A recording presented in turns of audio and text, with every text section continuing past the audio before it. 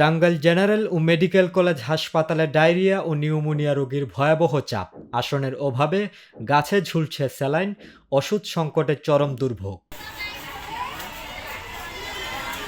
General হাসপাতালে diarrhoea ওয়ার্ডে মাত্র 13টি শয্যার বিপরীতে ভর্তি রয়েছেন 125 জন রোগী। ফলে অনেক রোগীকে হাসপাতালের বাইরে গাছের সঙ্গে স্যালাইন ঝুলিয়ে চিকিৎসা দিতে হচ্ছে। হাসপাতাল সূত্রে জানা গেছে, সোমবার দুপুর পর্যন্ত শুধু ডায়রিয়ায় ভর্তি হয়েছেন 16 জন। রোববার ভর্তি হন 109 জন। নিউমোনিয়া ওয়ার্ডেও একই চিত্র, 20টি শয্যার বিপরীতে ভর্তি রয়েছেন 57 জন রোগী। এদিকে টাঙ্গাইল মেডিকেল কলেজ হাসপাতালে ডায়রিয়া রোগীদের জন্য কোনো আলাদা ওয়ার্ড না থাকায় রোগীদের জেনারেল হাসপাতালে পাঠিয়ে দেওয়া হচ্ছে। মেডিকেল কলেজ হাসপাতালের নিউমোনিয়া ওয়ার্ডে 42টি শয্যার বিপরীতে ভর্তি রয়েছেন 66 জন রোগী।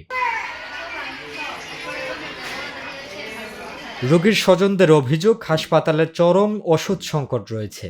স্যালাইন ছাড়া অধিকাংশ ওষুধ বাইরে থেকে কিনে চিকিৎসা করাতে হচ্ছে। অধিকাংশ রোগী শিশু ও প্রবীণ হওয়ায় উদ্বেগ বাড়ছে। হাসপাতাল কর্তৃপক্ষ বলছে, চিকিৎসক সংকট ও বাড়তি রোগীর চাপের মধ্যেও সেবা অব্যাহত রয়েছে। তবে দ্রুত ব্যবস্থা না নিলে পরিস্থিতি আরও ভয়াবহ হতে পারে। নিরপেক্ষ, সত্য প্রকাশে আপোষহীন।